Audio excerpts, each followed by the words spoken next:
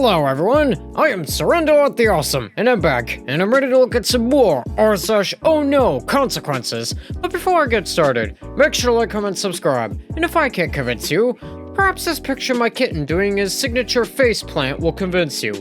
And random fact about my cat society is that politicians are required by law to basically give you a whole list of reasons why you probably would want to murder them. And also before I get started, don't forget to check out my other channel, Surrender Reviews, where I do video game, movie, and show reviews, and I'll leave a link in the description down below. And without further ado, let's get into this.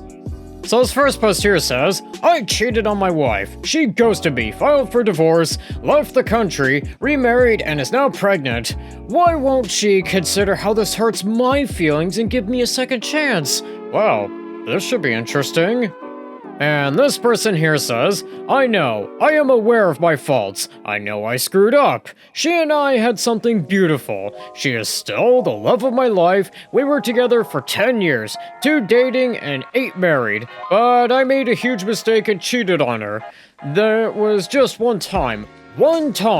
Somehow she found out. I never knew how because I haven't been able to talk to her since. But I guess she found something on my phone. I came home that afternoon as usual, and everything felt weird. The house felt emptier. I quickly realized that her things were gone. I panicked and I started calling her over and over, but her phone didn't ring. Suddenly, I saw papers on the table. She was divorcing me. Under the divorce papers, there was a note that said, "This is what you do with cheaters." That was the last thing I got from her. 2 years ago now, of course, I called the contact information from her lawyer, who was the only bridge between us, but he just told me that he was her legal representative and she didn't want to see me. I fought. I got angry, but in the end, the lawyer just told me that it would probably be better if I got my own lawyer. I didn't want to. I absolutely refused to accept that after 10 years of relationship, this would end like this. I know I have failed, but I always wanted to fix it. I know that if she gave me a second chance, I could make that sweet special girl I met more than 10 years ago fall in love with me again. I know that I can make her forgive me after all. Many couples go through similar things and get over it. Well, guy, many more couples go through similar things and don't get over it. Anyways, this person goes on to say, why can't we be one more couple in that statistic? Why after 8 years of marriage am I thrown away like garbage for a mistake? I don't deserve so much indifference. Well, guy, you kinda made a pretty big mistake. Anyways, this person here goes on to say, I haven't been able to see or hear her voice in 2 years. 2 years of not being able to see or talk to the person you love the most is a punishment. This situation has destroyed me emotionally, mentally, and even physically. I ended up consuming an unhealthy amount of alcohol for weeks of barely eating, not sleeping, and I was a zombie for months. I was just functioning on automatic. I wanted to die, but I couldn't let myself die because I always held on to hope that she would come back. My therapist says that it's really hard to get closure from a relationship because your mind can't process that the relationship is over, so you're always thinking that the person will knock on your door and that you'll wake up from sleep and they'll be by your side. The divorce was finalized over a year ago. I'll be honest, I didn't make it easy. I didn't want to get divorced, and I still don't understand how we can be divorced. I asked for couples therapy, but she refused. I know from my lawyer that her lawyer advised for it at least once or twice, but she refused it. It took quite a while, but finally the divorce happened. I can't describe the feeling. I felt, and still feel, like a piece of me has been cut out. I know I hurt her, I know I failed, but I think we all deserve a second chance. When I couldn't take the pain anymore, I decided to start therapy. My therapist didn't give me advice to get her back. Well, maybe that's actually a good thing there, my friend, 'cause you gotta understand that that is kind of a sailed ship. Anyways, this person goes on to say, he only focused on me moving on with my life and encouraging me to meet new people and go out on dates, but I don't want to. At this point, I'm not even interested in S anymore. Well, guy, you should probably listen to your therapist, because that might be your best bet at this point.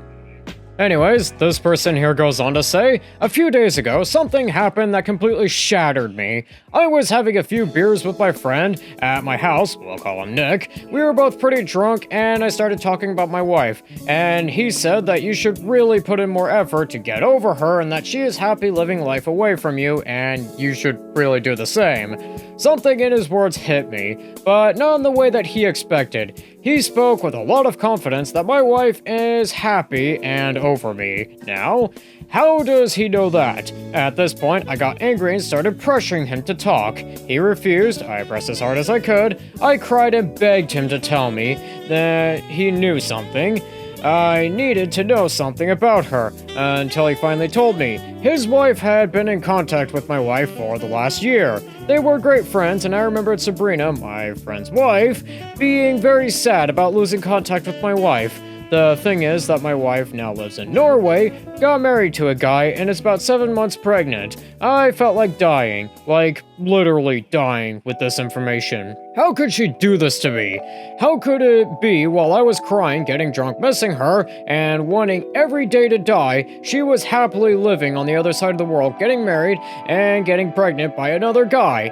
How could it be that she didn't have a child with me for many, many years to the point that I thought she was infertile, but she got pregnant with this new guy so easily? Where did this new guy come from? I have no answers for absolutely anything. I feel like I can't go on with my life without these answers. The only thing I can think of is how she had revenge-esque with the first Norwegian guy she came across, got pregnant, and decided to keep the baby. Maybe she got married because she wanted to stay in the country legally, and I guess that is kind of the best option for, staying in the country legally. These thoughts are killing me. I refuse to think that she is in love with him, and I need to contact her, and I need to talk to her. I need to know what is going on, because she acts like our 10 years of history is nothing to her. Well, clearly your marriage vows meant nothing to you, so there's that. And also, guy, the best thing I can tell you is you need to just get over her. Anyways, this person goes on to say, I need advice on how to act. I feel the impulse to travel to where she is and look for her. But how could I do that? You don't. I don't know where she is, and I don't have a number to contact her. She closed all her social media, her family is small, and they don't live in the same country, and they all blocked me. I am totally lost. I don't know what to do at this point. I still want her back, even pregnant. I feel like this is a nightmare, and I need to wake up now. Well, guy, the best thing you can do is probably just not. Like, straight up, not do anything. You need to really just let go. And some updates from OP. I have read all the comments, and when I say I mean almost all of it, I really do. It's hard to process all the crap that's being said about me, and I feel like you guys forget that you are talking to a person, not an inanimate object. I thought I might find more empathy by sharing my story here. Just two people feeling empathy towards me there in the comments made me feel better. I am not looking for validation or for anyone to say what I did was okay. I know it's not. I have to live with that daily. I will try to respond, but of course, I'll never be able to respond to all comments over here. I guess none of you know what it's like to have a broken heart and not be able to get over a person. You don't decide who you love, and you don't decide when to get over someone. It will happen when it happens. Those of you who doubt my story, well, unfortunately it is real. I would love for this to be fake, but sadly, this is what I have to live with every day. Well, guy, this was kind of a disaster of your own design. Anyways, this person here goes on to say, everyone assumes that she is happy now. I don't know. I mean, how do you know? I haven't seen her in 2 years. I can't have any idea if she's happy or not. Being pregnant doesn't necessarily mean happiness, and neither does being married. And we don't really know the circumstances of this marriage. Maybe she got married because she got pregnant and felt alone in a country where she has no one, and she just held on to the other guy. Of course I blame myself for this. This wouldn't have happened if I was a better person and a better husband, but unfortunately I can't change what I did wrong. The only thing I could try to do is make it up to her, but how do you make it up to someone who doesn't give you a chance to do so? Some people said that she doesn't owe me a second chance. That was hard to read, and I understand that maybe she doesn't have to. I never blamed her for infertility issues. It was just a thought. We both went to the doctor, and in both cases, tests revealed that everything was fine. I never understood why we couldn't conceive, and the thought that she was infertile did cross my mind. But in most cases, infertility is due to a female factor. Maybe that's why I thought that. Horrible things were said, like I would hurt my ex-wife if she were here. I never physically hurt her, and I never will. I am not an abusive person. I am not a monster. I know it is hard to empathize with me. I know I screwed up. I know I hurt her beyond what I can say, but I am not a monster or narcissist. Why do I keep finding this even harder to believe? Anyways, this person here goes on to say, lastly, humans are more complex than most people here think. Just because I cheated doesn't mean I don't love her and that I don't have feelings. I called what I did a mistake because how else would I call it? I thought part of accepting blame was accepting that that was a mistake.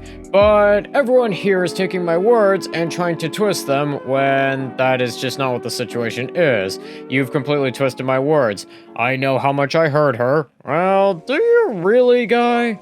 Anyways, this person goes on to say, maybe in my post I'm focusing too much on myself because I was never able to explain myself to her. Since then, for me, it's been one attempt after another to put together a story in my head that doesn't make sense. I lost everything from one moment to the next. I simply try to be open with my feelings, but it doesn't seem to work here.